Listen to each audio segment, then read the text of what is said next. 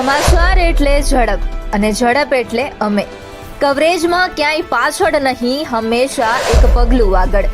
દેશ દુનિયાના સમાચાર, રાજનીતિ, સમસ્યા, વ્યાપાર, રોજગાર, તમામ સમાચારો પર રહેશે અમારી નજર. ગુજરાતની દરેક ઘટના તમારા ફોનમાં સૌપ્રથમ માત્ર V18 ન્યૂઝ પર. અમદાવાદના પાલડી વિસ્તારમાં આવેલી ચંદ્રનગર સોસાયટીમાં વહેલી સવારે ગભરાટનો માહોલ સર્જાયો હતો. ભારતના સૌથી ઝેરી સાપો પૈકીનો એક એવો રસુલ વાઇપર સાપ સોસાયટીના કોમન પ્લોટમાં આવી ચડ્યો હતો, જેને કારણે સ્થાનિકોમાં ભય ફેલાયો હતો. સોસાયટીના રહીશોને આ વિશે જાણ થતાં તેમણે તાત્કાલિક ધોરણે એનિમલ લાઇફ કેર સંસ્થાના વાઇલ્ડ લાઇફ એક્સપર્ટ વિજય ડાભીને આ વિશે જાણ કરી હતી.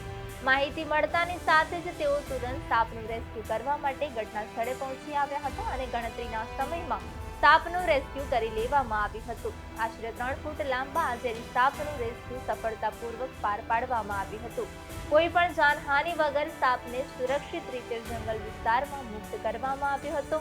ત્યારબાદ સોસાયટીના લોકો તેમજ આસપાસના સ્થાનિકોએ રાહતનો શ્વાસ લીધો હતો.